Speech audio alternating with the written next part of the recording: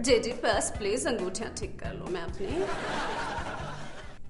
जी viewers, top 10 बयानात के साथ Mary हाजिर है। पहला बयान पीपल्स पार्टी के को चेयरमैन आसिफ जरदारी साहब का है। ये बयान उन्होंने बकलम खुद बरज़बान खुद दिया है।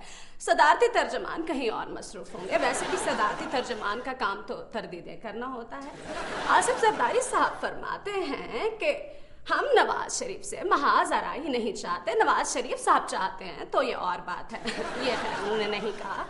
इसी बयान में आगे चलकर वो कहते हैं कि अगले इलेक्शन में नवाज शरीफ उनके मुकाबिल होंगे। जरदारी साहब अगले इलेक्शन में मुकाबला तो जारी है, आपको नहीं पता? आपको सारा पता होता है। माफ कीजिएगा, सारा कह दिया, आपको सब पता होता है, ये कह देती हूँ।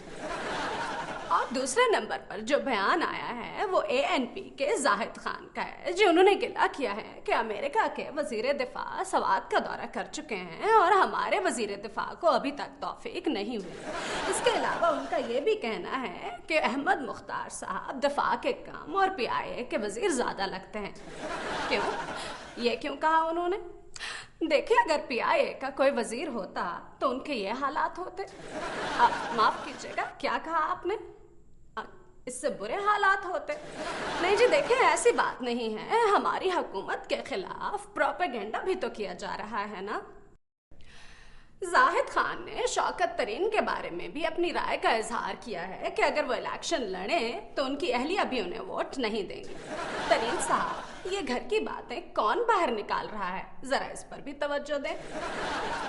अपने चौधरी साहब भी बयान देने का कोई मौका हाथ से जाने नहीं देते। अब फ्रांस में बैठकर भी बयान दिए जा रहे हैं। अब उनका एतराफी बयान सामने आया है कि मेरे मुशर्रफ के साथ अब भी ताल्लुकात कायम हैं और उनके बारे में मैंने कोई ऐसी वैसी बात नहीं की है।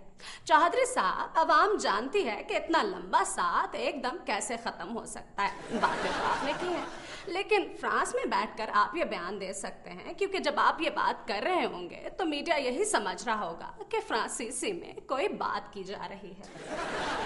ये मुशर्रफ साहब का जिक्र ना जाने क्यों हमारी सियासत से ख़त्म ही नहीं हो रहा। अब तो वो मुल्क छोड़कर भी जा चुके हैं। उनकी बेगम उनकी गैर मौजूदगी में आर्मी हाउस से एक एक चीज़ चक शहजाद ले जा चुकी हैं, लेकिन फिर भी वो प्रेस में रौनकें लगाते रहते हैं। अब उन्होंने पेशकश की है कि अगर उन्हें इंडिया पाकिस्तान का सफ़ीर बना दिया जाए तो वो इन दोनों को और करीब ले आएंगे।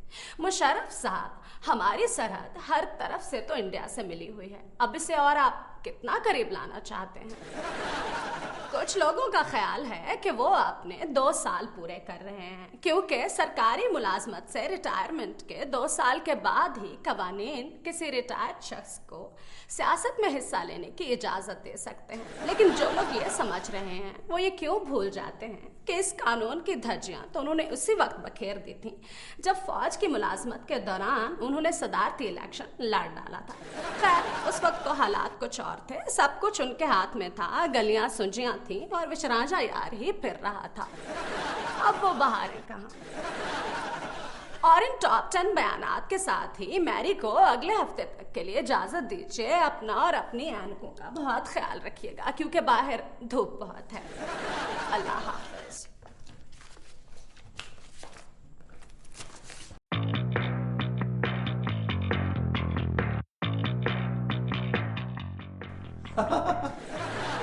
हमारे आज के शो क्या आप 5वीं के आसपास हैं मैं आपका मेजबान आपको खुशामदीद कहता हूं। मेरा पहला एतराफ मेरी तरफ से, मुझे आज तक ये नहीं पता चला कि ये खुशामदीद है क्या। खुश तो चलो ठीक, हम कभी कभार खुश हो जाते हैं, मगर गौर तलब बात यह है कि मैं और मेरी कौम पिछले 10-20 सालों से उस वक्त खुश होते हैं जब गवर्नमेंट चली जाती है। फिर नई गवर्नमेंट जो हमारा हाल करती है, उसके बाद हम उसके जाने पर खुश होते हैं। फिर नई गवर्नमेंट उस वक्त तक नहीं उतरती जब तक कि वो गरीबों के कपड़े ना उतारे। मैंने खाल उतारने की बात जानबूझकर नहीं की, क्योंकि ये ड्यूटी तो उन्होंने महंगाई के जिम्मे लगाई हुई है। चलिए छोड़िए इन बातों, ہم اپنے پروگرام کا باقاعدہ آغاز کرتے ہیں۔ آج ہم اپنے آنے والے معزز مہمانوں سے وہ سوال پوچھیں گے جس کا جواب 5ویں پاس بچہ بھی دے سکتا ہے۔ آج ہم نے اس پروگرام میں جس شخصیت کو سب سے پہلے دعوت دی تھی وہ تھے شیر پنجاب، معاف کیجیے گا، سابق گورنر پنجاب غلام مصطفیٰ کھر صاحب کو، لیکن وہ تو 5ویں کے آس پاس ہے ہی نہیں، وہ تو 10ویں 11ویں کے آس پاس ہے۔ ویسے بھی کوئی پروگرام بھاری شخصیت سے شروع نہیں کرنا چاہیے، اس کا مطلب یہ ہرگز نہیں کہ وہ پروگرام پر بھاری پڑتی ہے۔ اس لیے آج ہم نے اس پروگرام میں ایک جونیئر سی شخصیت کا انتخاب کیا۔ آج ہمارے پروگرام میں تشریف لا رہے ہیں MNA صاحب۔ معاف کیجیے گا، MNA سے مراد ان کے نام کا مخفف ہے، تو تشریف لا رہے ہیں ملک نذیر احمد صاحب۔ ملک نذیر صاحب آئے ہیں کہ چائے پی رہے ہیں باہر؟ تو کوئی ہے یہاں؟ کیمرے پہ کوئی ہے؟ آئیے آئیے۔ السلام وعلیکم السلام۔ تشریف رکھیے۔ شکریہ۔ کیا حال ہو گیا ہے آپ کا بجٹ کے بعد؟ آپ کا بھتیجا بھی ساتھ ہے یا آپ اکیلے ہیں؟ ویسے جی میرے تو 17 بھتیجے ہیں، ہر سائز کا بھتیجا ہے، 2 بھائیوں سے۔ فی الحال میں یہاں اکیلے ہی آیا ہوں۔ اچھا، ہاں جی۔ لگتا تو نہیں۔ بہرحال بسم اللہ کرتے ہیں۔ آپ سے پہلا سوال یہ ہے کہ پاکستان کا مطلب کیا ہے؟ آپ سوچ رہے ہیں؟ حیرت کی بات ہے، آپ MNA ہو کر سوچ رہے ہیں؟ آپ ذرا اپنا یہ سوال دہرائیں جی ذرا۔ دوہرا؟ میں یہ سوال دوہرا، تیرا اور چوہرا بھی کر سکتا ہوں، لیکن سوال یہ ہے کہ پاکستان کا مطلب کیا ہے؟ وہ جی دیکھیں، اس میں 2 لفظ ہیں، پاک اور ستان۔ پاک کا مطلب تو پاک ہی ہوتا ہے، جیسے آپ سمجھ بوجھ سے پاک ہیں۔ جی۔ دوسرا ہے استان، یہ لیا ہے انگلستان، افغانستان کے ستان سے۔ امریکہ آپ کو یاد نہیں رہا؟ جی دیکھیں، یاد تو اس چیز کی آتی ہے جسے بندہ بھول سکتا ہو۔ یہ بھی صحیح ہے، لیکن آپ کا جواب غلط ہے، کیونکہ مجھے جو بتایا گیا ہے پاکستان کا مطلب ہے ایک ملک، یعنی کنٹری۔ تازہ ترین خبروں کے ساتھ ایک مرتبہ پھر صحافیہ بلقیس، اور اب کچھ انٹرنیشنل نیوز۔ بارسلونا میں 2 ایسے بچوں کا علاج کیا جا رہا ہے جو موبائل فون کے استعمال کی لت میں بری طرح سے مبتلا ہو گئے تھے۔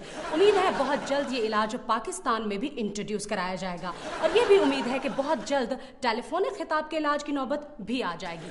دنیا کے پرسکون شہروں کی درجہ بندی میں کراچی نے 135واں نمبر حاصل کیا ہے، ڈھاکہ 139ویں نمبر پر آیا ہے، کینیڈا کا شہر وینکوور پہلے نمبر پر، اور زمبابوے کا شہر ہرارے آخری نمبر پر آیا ہے، جبکہ امریکہ کا کوئی بھی شہر پہلے 10 شہروں میں نہیں آ سکا۔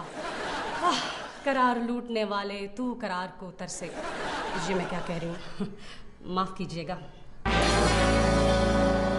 ویسے مجھے آپ کا جواب کچھ زیادہ غلط نہیں لگ رہا تھا۔ آپ دیکھیں جی، مطلب نہیں سمجھے۔ پاکستان کا مطلب ہے پاک سرزمین، ستان جسے کچھ ستانے والے، مثلا انگلستان، افغانستان، ہندوستان۔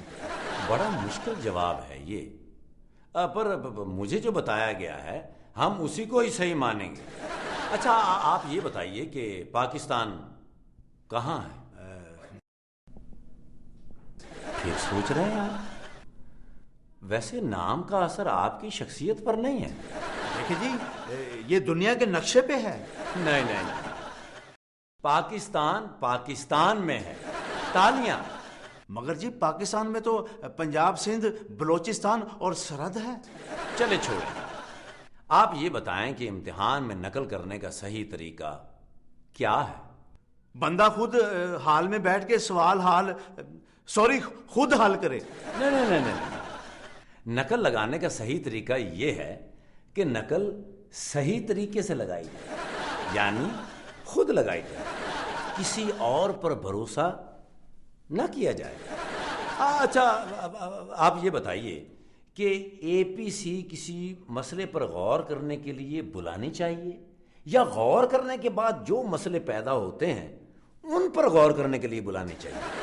سوال ذرا مشکل ہے، میری سمجھ میں بھی نہیں آیا۔ سر مجھے تو نہیں پتا، ویسے صحیح جواب کیا ہے؟